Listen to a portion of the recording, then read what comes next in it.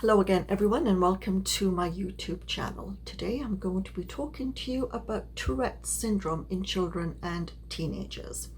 My name is Tracy Maxfield. I'm a retired nurse, author, speaker, peer specialist and stop bullying and mental health advocate, and I'm delighted to tell you that I also have my own podcast, Engage, Educate and Empower, which is available on all social media sites, YouTube, Podbean and 17 other podcast hosting sites, and you just key in Engage, Educate, Empower, and it is something that's very dear to my heart. I have weekly guests and we discuss topics and subjects that are important and relevant to our kids, children, teenagers and young adults around the world, so please do check that out.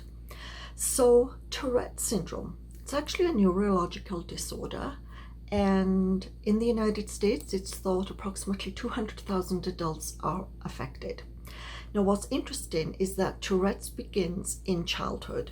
And whilst the good news is that most kids actually outgrow it by the time they become an adult, sadly for some, they continue to have it onto adulthood and it's with them for the rest of their life. So right now, research indicates that every 3 in 1,000 kids ages 6 to 17 years old will likely be diagnosed with Tourette's, and that equates to about 148,000. But as I said, it is increasing.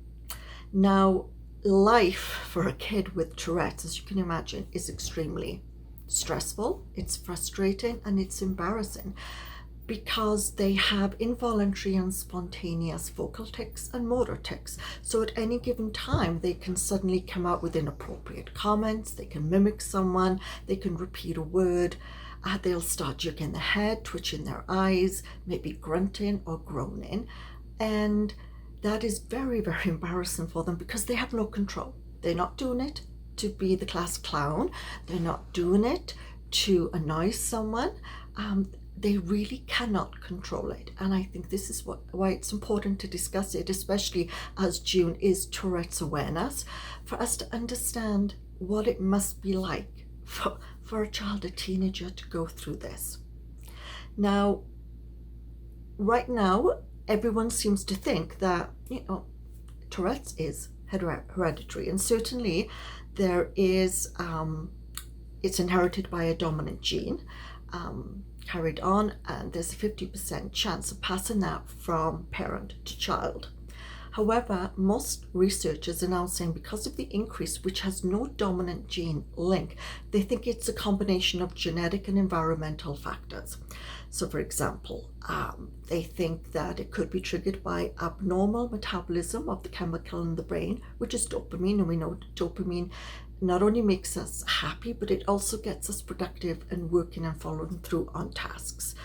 Some studies have also said that they've seen an increased likelihood of Tourette's in babies whose mum had pregnancy complications. So maybe they smoke or drank during pregnancy, or maybe they had birth complications, they were a preemie baby.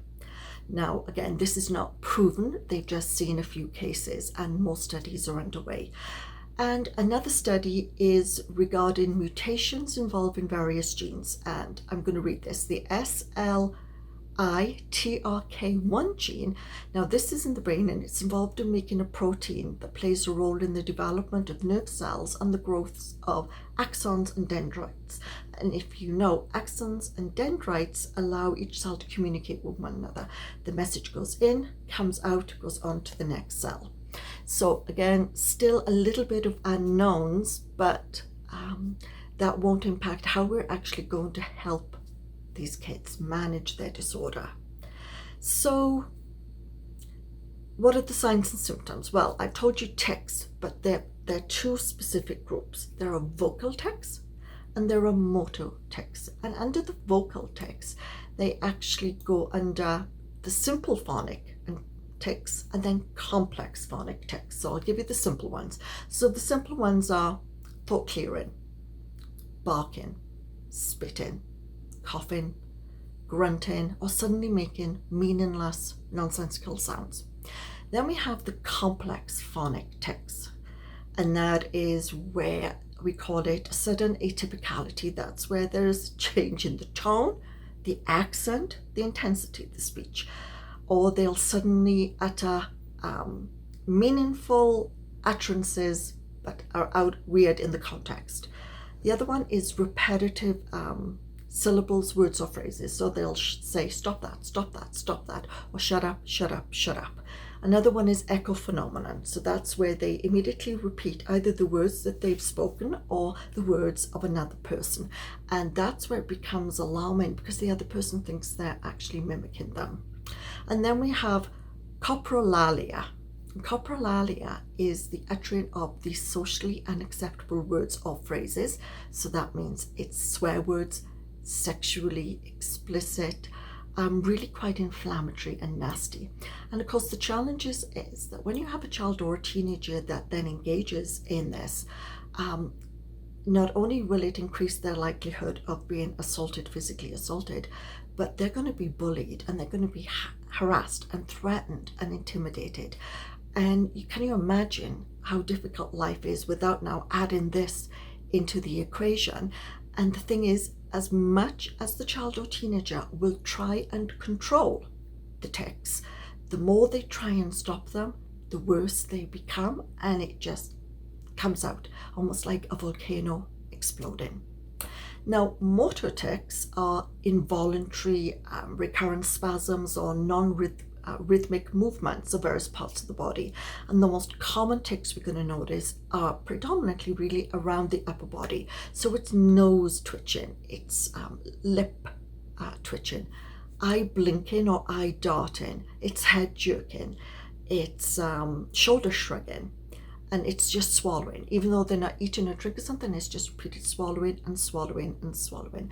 And when you're actually sitting in class, can you imagine, and you're trying to do your work, and all of a sudden you have the vocal and the motor tics start, you're trying so hard to conceal them and you don't want to be disruptive.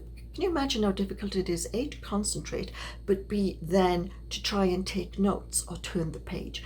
And I think what's really important to note is that these tics are very painful, especially the motor tics. Can you imagine what it's like if you're shrugging your head or you're moving your shoulder for like hours or even an hour? What that does to the muscle and joint pain.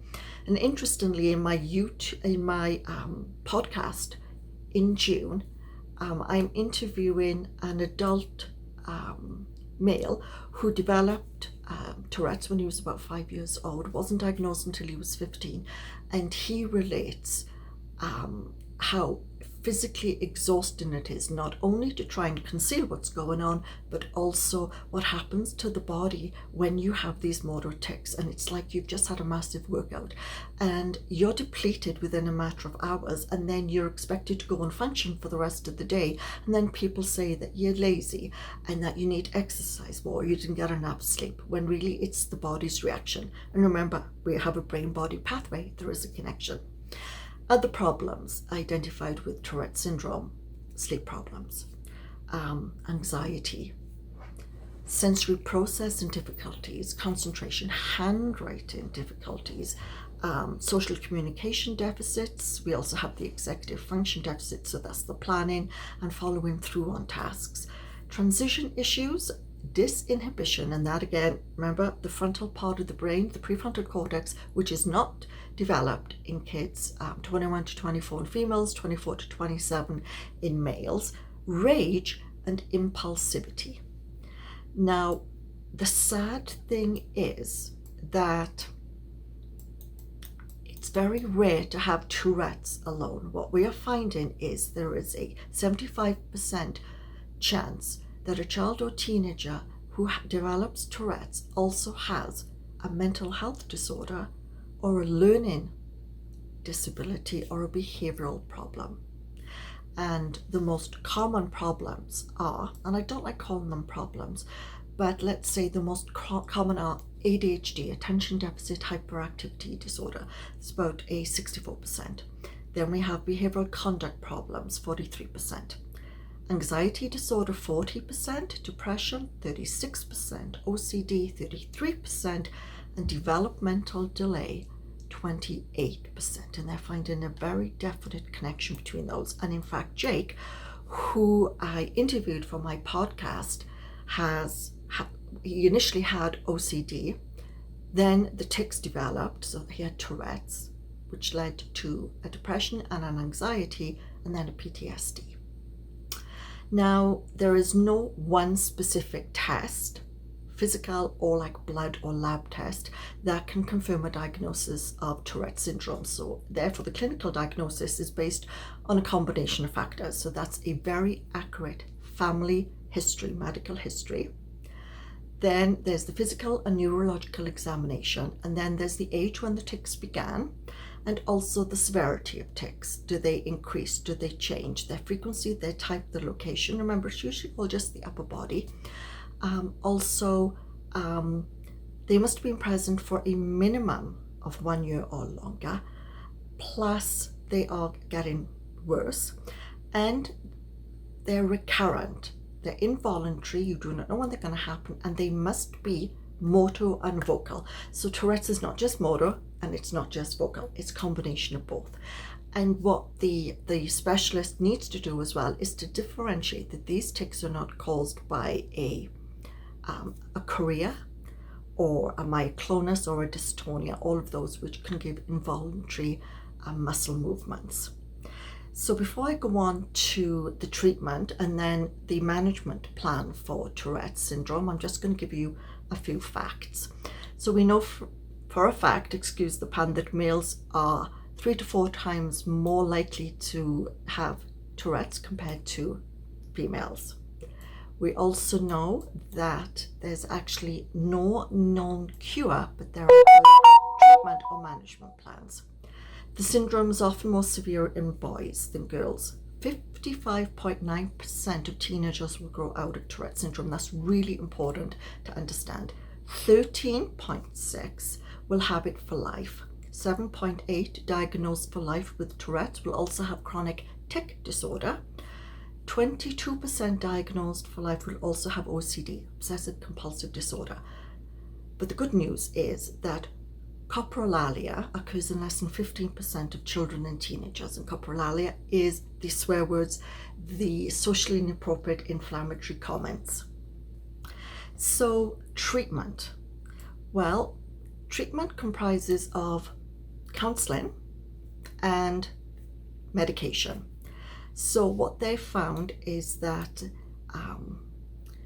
medication actually in children and teenagers is only given if it is really, really severe, because remember, the child and teenager is still growing, their brain and their body. And so when you introduce some of these medications, they can actually cause more harm than good. And so you have to be very, very careful. So it is medications are only given for the most extreme severe cases. Now, for those that have severe pain related to the tics, then medication may be helpful, such as Tylenol. Medications that are given for severe tics are the dopamine receptor blockers and depleters, which control the severe tics. Then we could also give them a CNS stimulant, which helps improve the concentration and attention for kids with Tourette syndrome who also have ADHD. Noradrenergic drugs may be given to control behavioral symptoms such as impulse control, rage, extreme anger, destruction of property. And then antidepressants, they may help control symptoms of OCD and depression and anxiety. And again, remember, they go for very low doses and then do incremental increases, because kids and teenagers must be very carefully monitored for the effects, if it's working or not, and also the side effects. Now, psychological counselling has been found to have the most effective way of helping a child or teenager manage the Tourette syndrome. And so we look at individual child counselling, we look at family counselling, and there you're going to deal with the social and emotional aspects of Tourette syndrome. Relaxation exercises and biofeedback is really, really helpful. And relaxation and deep breathing helps, especially when you're starting to get maybe anxious and you're thinking, oh no, I'm going to start having tics. So that is found to be helpful. Now remember, if the child or teenager has a co-occurring condition, such as behavioral problems, ADHD, depression, anxiety, then the treatment plan and the medications, if any, that are given must be continued and followed through on, and they must be monitored. Other treatment is join a support group and get the support and resources. And what's great is that the support groups are really helpful in connecting children and teenagers with peers who are able to counsel them, give them support, but also engage them in activities which are online. So there's great online support groups as well as in person. Work with a school as well. That's another helpful tip. And the last management tip, which is found to be really helpful, is CBIT. And there's just recently this has come out, and they're finding that it's quite effective. CBIT is a comprehensive behavioral intervention for tics, and it combines 6 strategic therapeutic components to help manage the tics. And if you go onto the tourettesyndrome.ca website, it lays it out for you. It's an awesome resource. So the 6 components include psychoeducation, self-awareness training, relaxation training, tic analysis, competing response, that's a tic blocker, and social support. So what can you do? You're a parent, you're a guardian, you're a family member, you're a sibling, teacher, friend. Well, the first thing is you need to be understanding and supportive. That is critical for any management plan to work, and if you're going to help your child or teenager work through this, because it's not suddenly going to disappear. If they're in that category where it will end when they approach young adulthood, that's great, but you really need them to understand and learn how to monitor and manage the disorder in order for them to actually continue to function and grow and develop into a healthy adult. So follow-up appointments, counselling sessions, make sure that medications are taken. A daily routine is important. So there's time for homework study, there's social media time, there's time with friends, there's family time, bedtime, healthy diet, fluid exercise. And I cannot stress the importance of exercise, because what we're finding is when a child or teenager with Tourette's engages in a physical activity or some kind of social or artsy activities such as drama group, acting, basketball, hockey, what they find is prior to the game starting or they're going on stage, the tics are really, really, really bad, and that with the anxiety component. But when they actually go out there, it disappears, it settles right down, and they actually do extremely well in drama class, acting class, sporting activities. So please encourage your child or teenager to participate in those. It also is great for enhancing self-esteem and confidence. Obviously, if they've got a current condition, make sure the treatment plan is followed. If they're on medications for the Tourette's, monitor for side effects, any changes in personality behavior, and report it immediately. Do not undermine, mimic, invalidate your child's concerns or embarrass them. Allow them to express what it's like, how they feel, what the tics are like. If they've had a very bad episode of motor tics, then help them. Maybe put some balm, hot ice, heat, rest on a pillow. Their shoulders, especially off their neck, is painful. Be patient with them. You may have to make adjustments in the home so they don't injure themselves or others or knock furniture over when they're having the motor tics. And there may be adjustments in the bedroom. Work with the school. You may have to do an individualized educational plan or something similar, and you may need to talk to the school about assignments. Maybe they're able to do it better on a computer instead of writing. In exams, maybe they're better off going to the back of the classroom, off to the side. I'm not talking about exclusion or isolation, but so it doesn't distract the other kids if they're writing an exam, and it enables them to concentrate and be in their own space. Other things I think is important as a parent, especially, to have one-on-one time with any child, and it should be no difference with Tourette's, and spend some quality time and develop a really therapeutic, trusting, respectful relationship. Because remember, everything else that children and teenagers go through is going to happen to your child or teenager. That will not stop just because they have Tourette's. And so, they may be concerned about drugs, bullying, dating. Really work and encourage your child or teenager to talk with you. Be that support. Be there for them. I always say, be there, listen, and show love. And finally, work together as a family unit. The more support, the more understanding, the more acknowledgement that, okay, he's having vocal tics, we're having motor tics, it's okay, it'll pass, don't be embarrassed, it's going to be okay. If that's accepted, then I think the child or teenager is going to feel so much better. And finally, as I said, go online. As a parent, you need to educate yourself and the family as much as possible. Download the resources, get your child or teenager involved so they can take back control of their life. And also what's awesome is that the Tourette's Association in the USA and Canada have mentor programs and youth ambassador programs. And so that's really good to help your child play games and learn more about their disorder, but also connect with others and with your teenager. Sorry, frog in the throat. It will help them connect with those going through the same, so it means that they're not alone, and they can share ideas, what helps, what doesn't, what to do. I think the most important thing is they understand that they are not alone. And so I hope this has given you a better understanding of Tourette syndrome in children and teenagers, and that you'll be more supportive, oh dear, and understanding. So I wish you all a good week. Take care.